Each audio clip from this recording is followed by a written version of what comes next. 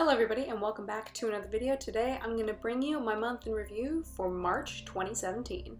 In March I read a grand total of 6 books with an average star rating of 4 stars out of 5. It's pretty good. It was only 6 books, but pretty good. A couple books I want to highlight, the first one being The Song Rising by Samantha Shannon. This is the 3rd book in her Bone Season series, and I really enjoyed this book. It was a little slimmer than the previous 2 books, but I liked that we got to have what's kind of a series shift, and that we see that we're going to be expanding the world a bit more. We're going to be shifting the focus outside of Scion London, but at the same time we need to wrap up tons of stuff that happened in Scion London within the Mime Order. So really good continuation of the series. I'm excited to see where else we go, and I'm excited to see more of this world outside of London and outside of England. Radiance by CATHERYNNE Valente. I'm really a fan of CATHERYNNE Valente's writing. There's something kind of musing and poetic about it, and yet at the same time it can feel sort of stream of consciousness. This book especially does, and I could see how it wouldn't be for everyone, but there's something about the entire style of this novel I thoroughly enjoyed. It was pretty much everything I wanted. I liked it more than Deathless. Not sure I liked it as much as The Girl Who Circumnavigated Fairyland in a Ship of Her Own Making, but regardless, this was a good CATHERYNNE Valente book. Outside of reading, anime. Let's be real, there's gonna be so much anime here. I continued my 2 sports anime that I'm still following. I'm actually a little behind on one of them, and that's All Out. I need to catch up. I'm definitely a couple weeks behind.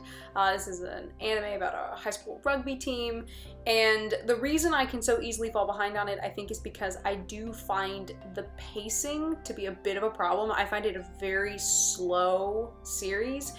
And also, I'm still not sold on the art style. It's not enough to make me want to stop, but it does make it more difficult for me to readily continue it, like each week go, yes, gotta get my next All Out episode. Also, continuing in Yowamushi Pedal, New Generation, I am caught up on this one. It is also still going, and a couple episodes definitely gave me some feels, but I'm really still just enjoying this show. I love following the characters, which is what makes it fun. And I also continued, as well as finished, Aka 13.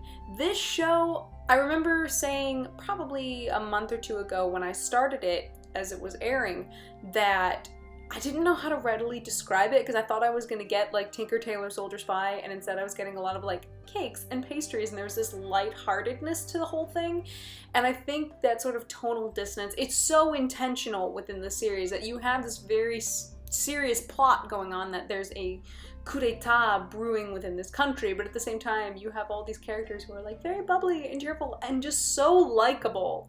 Everybody's so freaking likable. It just made the entire viewing experience pleasant, and I do recommend this series. It's really quite good. It's just sort of a breath of fresh air, and in terms of the plot, it takes a little while to start, but when it gets going, it pretty much puts pedal to the metal and goes. I watched both seasons of Silver Spoon, and I'm a little salty about how it ended because it was such an open ending that it drove me crazy. I was kind of looking for more closure, but I do know this was done by the same creator of Full Metal Alchemist, and I feel like I should have realized that earlier. That artist has a very particular way that they draw like face shapes and draw people, and I just should have guessed this was by the same creator. Regardless, it's a really fun series. It is a slice of life that takes place within an agricultural high school, and I have no real interest in like agriculture, but this was a good series. I felt like I learned some stuff, and I thoroughly enjoyed the characters. Shokugeki no Soma, also known as Food Wars. I had started this, I think last year. I started the 1st season and I quit after like 3 episodes, not because I didn't like it, but because I wasn't in the mood for it. And the humor of this show is so particular and very stylized for the show that if you cannot latch onto the humor of this show, no matter how good it is, you won't like it. Because the basic idea is that it sort of makes fun of the sexual kind of sounds that people make when they eat really good food, like those sounds of pleasure, which basically can be double entendres in and of themselves, and just takes it to the next level by kind of animating it, and eventually basically everyone is like naked and it's for laughs. And I'm going, if you cannot get on board with this, you will have a very hard time with Food Wars. But I personally loved it. I thought it was a riot. I'm ready for the next season because this is a show that if you can buy into it, you'll buy into it. Space Dandy. This show and Cowboy Bebop share a director. And it took me a couple seconds, but then became very clear that they were sharing a director. First was a use of in-world jargon, which is wulongs, and I'm sorry if this is a word that actually means something outside of these shows, but I don't think I'd heard it outside of Cowboy Bebop. It's the monetary system of this space world, but I heard it in this and I was like, well, that sounds like Cowboy Bebop. And this is about a crew of basically bounty hunters in a way, except Space Dandy could easily be pitched as Cowboy Bebop doing slapstick.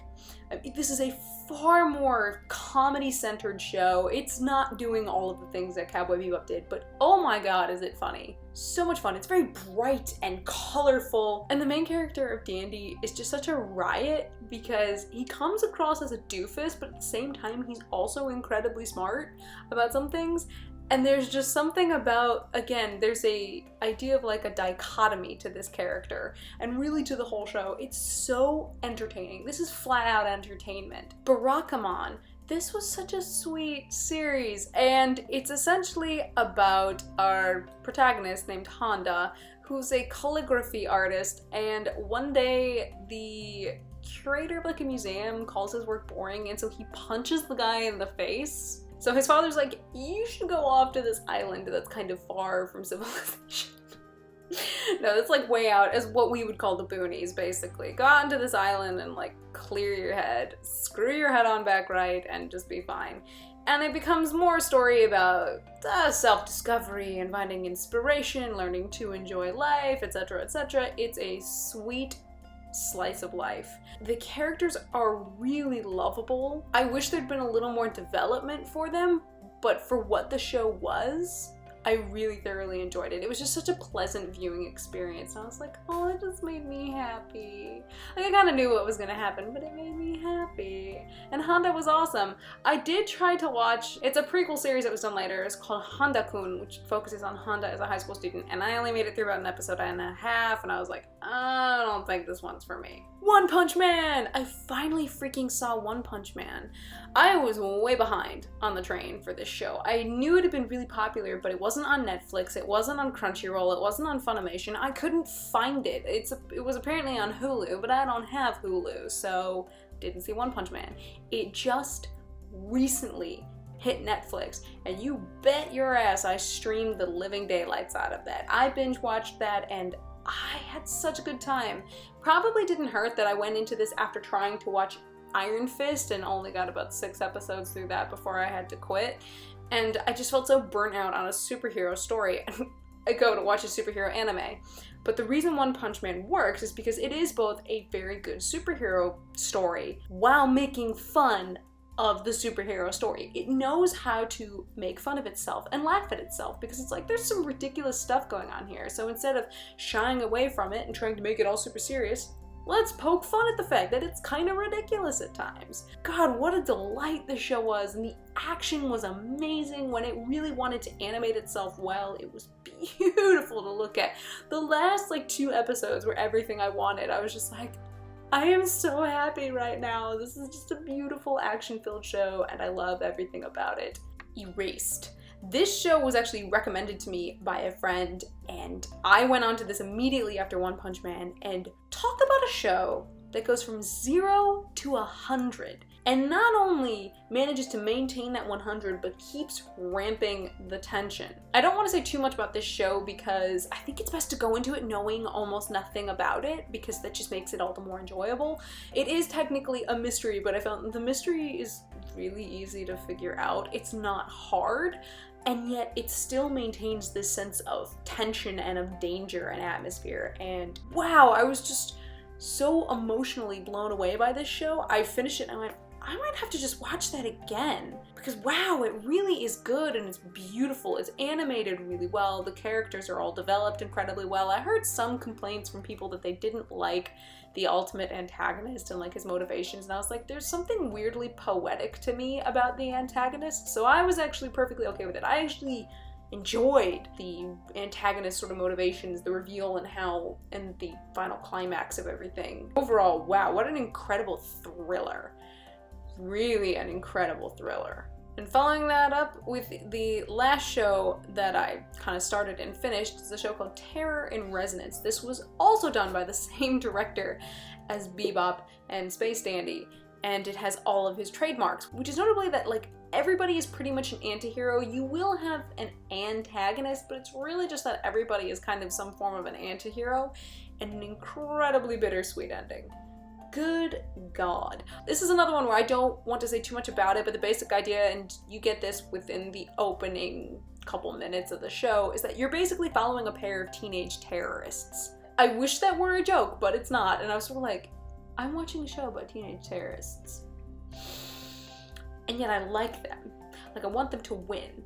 And that is not understood unless you watch the show, like why you have these sort of relatively positive feelings toward these characters. It's mainly because you want to know their motivations. Who they are and what they're doing is made pretty clear, except the motivations of why they're doing what they're doing isn't clear until basically near the end.